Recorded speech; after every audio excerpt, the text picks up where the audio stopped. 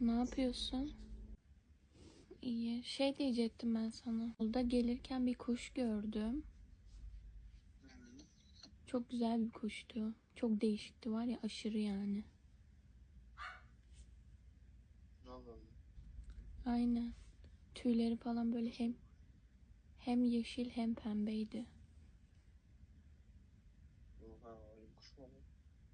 Evet. Kuş gördüm, seni o yüzden aradım.